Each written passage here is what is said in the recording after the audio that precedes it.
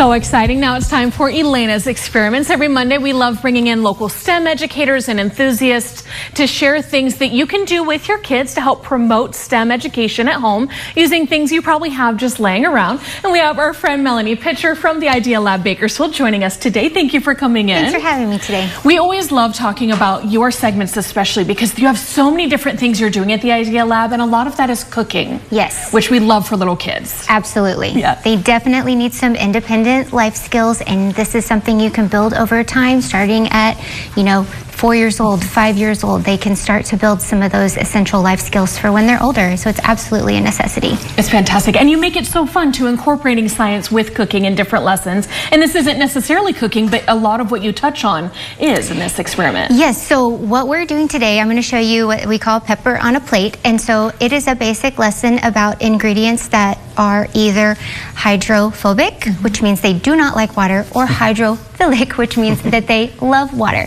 So some of those include pepper is one that does not like the water. Cinnamon does not like the water.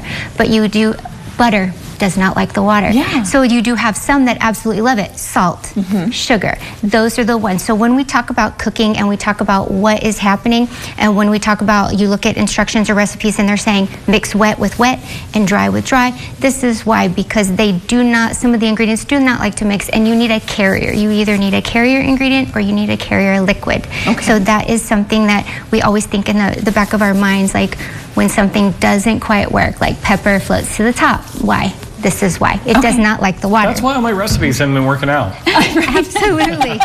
So there is a science behind it, and so that is a lot of what we're doing at the Idea Lab Kids, is trying to figure out like what is making it work. Yes. So so you have this. This is a very simple one, and you can actually try lots of different ingredients in your pantry. But I just brought something very simple. So you just need 3 things. You need a plate. You need water, I brought pepper, and then you need a little dish soap. Dish soap is going to act as like the barrier between your skin, otherwise the pepper will stick to it. But you can still do that. So you're just going to want to pour a little bit of water into the plate. Right?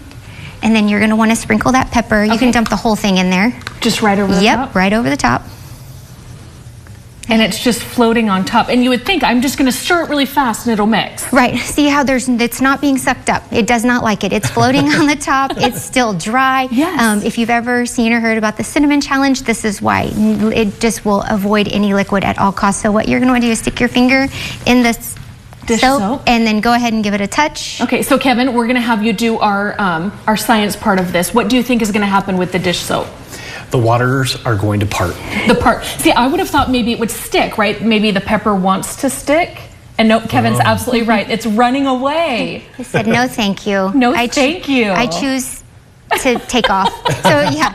And it created a nice little star on the plate. It did, very pretty. I wish we had an overhead camera. We'll get that soon. Yes. So fascinating. So it doesn't like the water. It doesn't like the dish soap. Correct. So there are a lot of ingredients out there that just do not absorb well into water, and so that could also alter how your recipe tastes. It could affect the potency of what you're using, because it's just not going to be able to be mixable, and you might have a little, like a lesser taste to it. So if you like something that's very, very cinnamony, you might want to mix it with, like sugar or something like that for cinnamon toast. I know a lot of kids like cinnamon toast. Yes. So that is something that you would always want to think about in the back of your mind. And there's actually a very long list of things that just don't like the water. Right. And this is why, Kevin, you're a very good cook, and you just kind of know these things in the back of your mind. There's a lot of science about cooking, so feel free to experiment with the kids. If you run into something, it's not that you are a bad cook, it's that your science was a little off. Yeah, there you Correct. go. That's what I say. I'm sorry, boys. My science was off today. Sorry, That's what I'm gonna sorry, say it's burnt.